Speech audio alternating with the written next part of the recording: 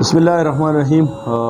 د لوی اختر او د قربانۍ ټول مسلمانان امت مسلمه ته د خپل طرف نه د اختر مبارکي وایم او د هغې سره سره زمونږ چې کوم مسافر رونه دي په مسافرۍ کې دي او خاص کر چې کوم زمونږ رونه په حج کې دي الله پاک خپل کور ته بوتي دي حج دپاره هغه ټولو ته د اختر او د حج مبارکي وایم او ډېر ډېر مبارک شه.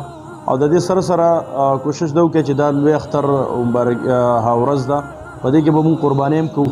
نو کوشش دا وکړئ چې په خپله محله کې په خپل کلي کې هغه بې سهاره بې کم کمزوري خلک چې دي چې هغه قرباني نشي کولی دا کومه خوشحالۍ د ورځ چې ده په دې قربانۍ کې او په دې خوشحالۍ په دې ورځ کې مونږ دغه خلک هم د ځان سره شریک کړو. نو یو خو الله به هم زمونږ نه راضي په دې باندې او د هغې سره چې دغه کم کمزوري خلک دي او دا کم هغو ته کمې محسوسیږي.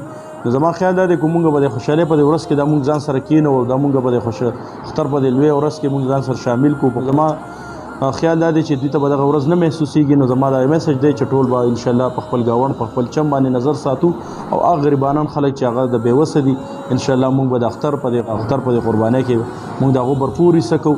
زما دا میسج دی چې یاره د اختر مبارکۍ سره سره مونږ د خپل غریبانان رونو د غریبانان خلکو انتهایی خیال وساتو. انشاءالله په دې به زموږ الله هم راضي او د محلې دا کم خلک غریبانان چې دا به هم خوشحالي. نو زما د طرف نه یو ځل بیا ټول امت مسلمه او خاص توګه باندې چې څومره زمونږ د تحصیلدارګۍ د ملکڼ څومره مسافر دي یا د نور ځایونه دي هغه ټولو ته د خپل طرف نه یو ځل بیا په درناوي سره د اختر مبارکي وایم. اختر مبارک شه.